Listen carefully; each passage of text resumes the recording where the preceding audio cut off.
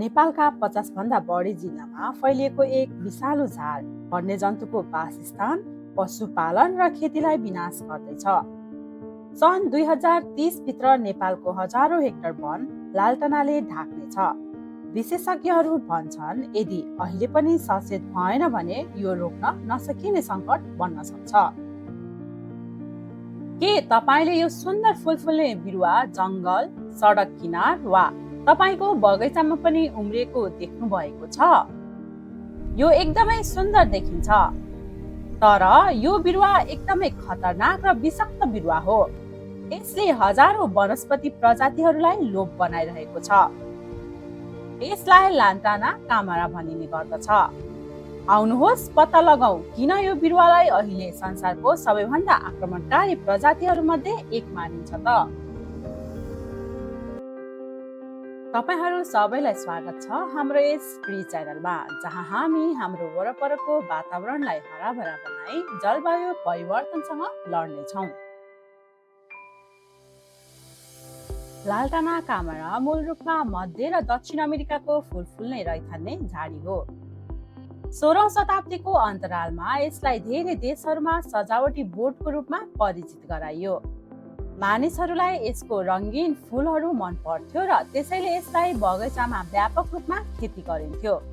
तर चाँडै नै यो बगैँचाबाट जङ्गलमा छिर्यो र भारत, अफ्रिका, अस्ट्रेलिया, एसिया र युरोपका केही भागहरू सहित विश्वका धेरै भागहरूमा अनियन्त्रित रूपमा फैलिन थाल्यो।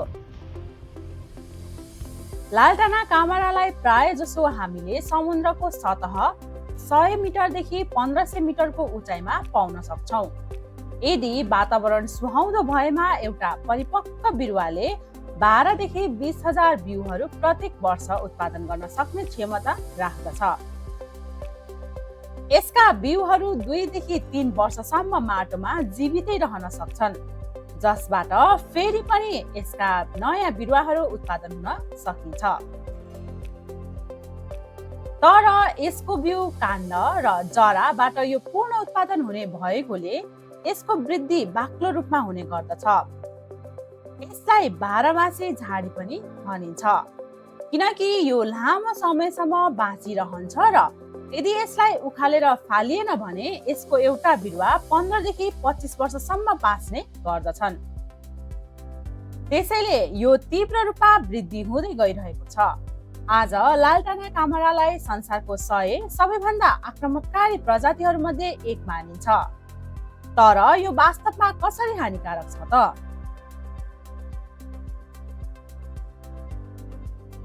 यसका धेरै कारणहरू छन्।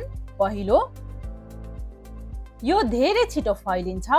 झाडी छिटो बढ्छ र बाक्लो झाडीहरू बनाउँछ, जसले स्थानीय बोट बिरुवाहरूलाई पनि प्रतिस्थापन गर्ने र ओझेलमा पार्ने गर्छ। फलस्वरूप स्थानीय बोट बिरुवाहरूलाई मार्छ र जैविक विविधतामा क्षति गर्छ।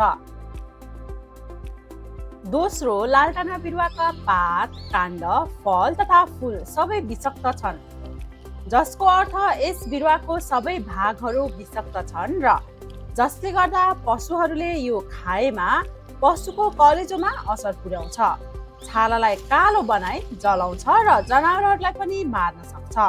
यसबाट मानिसहरू पनि बच्न सक्दैनन्। तेस्रो, लालटानाले डढेलोको जोखिम बढाउँछ। विशेष गरी तातो र सुक्खा हावापानीमा यसको झाडीका सुकेका हाँगा र पातले सजिलै आगो समात्न सक्छन्। एकपटक आगो सुरु भएपछि यसमा द्रुत गतिमा फैलिन सक्छ, जसले गर्दा ठुलो वनडढेलो लाग्छ। यी आगोले घरहरू नष्ट गर्न, वन्यजन्तुलाई मार्न र वरपरका क्षेत्रहरूलाई प्रदूषण गर्न सक्छ। अन्तमा लालटानाले कृषि भूमिलाई नकारात्मक रूपमा असर गर्छ। केही अवस्थामा लालटानाले पानी, पोषक तत्त्व र सूर्यको प्रकाश जस्ता स्रोतहरूको लागि प्रतिस्पर्धा गरेर बाली उत्पादन घटाउन सक्छ। यसले किसानहरूको लागि कम नाफा र उनीहरूको जीविकोपार्जनलाई पनि खतरामा पार्न सक्छ। नेपालमा लालटाना तराई र मध्य पहाडी जङ्गलहरूमा फैलिएको छ। यो पहिले तराईको क्षेत्रहरूमा फेला परेको थियो, तर अहिले 1500 मिटरको उचाइसम्म मध्य पहाडी क्षेत्रसम्म फैलिएको छ।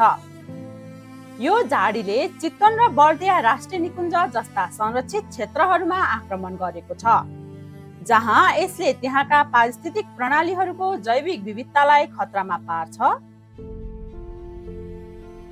लालटाना बिरुवा मानिसको लागि पनि हानिकारक छ। यसको काण्ड पातबाट लेक्टस नामक सेतो दूध जस्तो चोप निक्लिन्छ, जसमा फोटोसेनिटाइजिङ यौगिकहरू हुन्छन्, जसले छालालाई सूर्यको प्रकाश प्रति अत्यन्तै संवेदनशील बनाउन सक्छ। यदि यो छालाको सम्पर्कमा आयो भने यसले ससाना फोकाहरू उठ्ने, चिलाउने र छालालाई स्थायी रूपमा कालो बनाउने पनि गर्दछ। यो बोटबाट एलोलोप्याथिक तत्त्व निस्किन्छ, जसले वरपरका प्राकृतिक बोट बिरुवाहरूको वृद्धिलाई रोक्छ, माटोको उर्वरा शक्तिलाई घटाई माटोलाई सुक्खा बनाउँछ। त्यसैले यो जहाँ पुग्छ त्यहाँका स्थानीय वनस्पतिहरू हराउँछन् र माटो पनि खराब बनाउँछ। यस्ता विभिन्न विनाशी कारणहरूले गर्दा यसलाई धेरै संस्था र सरकारहरूले नियन्त्रण र उन्मूलनका काम गरिरहेका छन्। लालटाना कामरा जस्तो आक्रामक र विषालु झाड नियन्त्रण गर्नका लागि एउटै उपाय पर्याप्त हुँदैन। नेपाल जस्ता जैविक रूपमा संवेदनशील र कृषिमा आधारित यसलाई नियन्त्रण गर्न समन्वित रणनीति अपनाउन अत्यावश्यक छ। सबैभन्दा पहिले स्थानीय तह र समुदायलाई यस झाडीको हानिकारक असरबारे जनचेतना फैलाउनु जरुरी छ। धेरैले यसलाई अझै पनि फुलकै रूपमा सजावट गर्ने, बार लगाउने, वस्तुहरूलाई समेत खुवाउने जस्ता कामका लागि प्रयोग गरिरहेका छन्। त्यसैले यसको चेतना आवश्यक रहेको छ। यसपछिको चरणमा भने बिउ लाग्नुभन्दा पहिले जरा सहित हामीले हातैले उखल्ने वा काट्ने र बिउलाई नियन्त्रण गर्नका लागि यसको बिउ टिप्ने जस्ता यान्त्रिक विधि अपनाउन पनि सकिन्छ। यस्ता उखालिसकेका बोटहरूबाट पनि एलोलोप्याथिक निक्लिने भएकोले हामीले यसलाई उखलिसकेपछि बाटोमा राख्न सक्छौं र उखलिसकेका बोटलाई भने हामीले 1-2 हप्ता घाममा सुकाएर कम्पोस्ट मल वा बायोचार पनि बनाउन सकिन्छ। यस्ता उखालीको ठाउँमा फेरि पनि यसबाट निस्केका केही रसायन फेरि त्यही माटोमा भएको कारणले हामीले 1-2 हप्तापछि मात्र त्यहाँ स्थानीय र अनुकूल वनस्पतिहरू रोपेर प्राकृतिक पुनर्स्थापना गर्न सक्छौं। हामीले यसमा विषादी पनि प्रयोग गर्न सक्छौं, तर यसले अन्य वनस्पतिलाई असर नपरोस् भनेर सावधानी अपनाउन भने विशेष ध्यान दिन आवश्यक रहेको छ। यसका साथसाथै विद्यालय, युवाहरू र महिला समूहहरू समावेश गरेर सामुदायिक लालटाना हटाउने अभियानहरू चलाउन सकिन्छ, जसले वातावरणीय शिक्षासँगै रोजगारी पनि सृजना गर्न सक्छ। सरकार, वन विभाग र गैर सरकारी संस्थाहरूले मिलेर बजेट, तालिम र उपकरण उपलब्ध गराउने हो भने नेपालमा लालटाना नियन्त्रण गर्न अझै पनि सम्भव छ। तर अब भने ढिलो गरेमा हाम्रो रैथान्य वनस्पतिहरू छिट्टै नै लोप हुनेछन्। यद्यपि यो आक्रमणकारी प्रजातिलाई नियन्त्रण गर्ने पहिलो र सबैभन्दा महत्त्वपूर्ण कदम सामुदायिक जागरुकता हो। लालटाना कामरा सुन्दर देखिन सक्छ, तर यसले बिस्तारै वन र तिनीहरूमा निर्भर मानिसहरूको जीविकोपार्जनलाई नष्ट गरिरहेको छ। त्यसैले सतर्क रहौं, जागरुकता फैलाउँ र हाम्रो मूल जैविक विविधताको रक्षा गरौँ।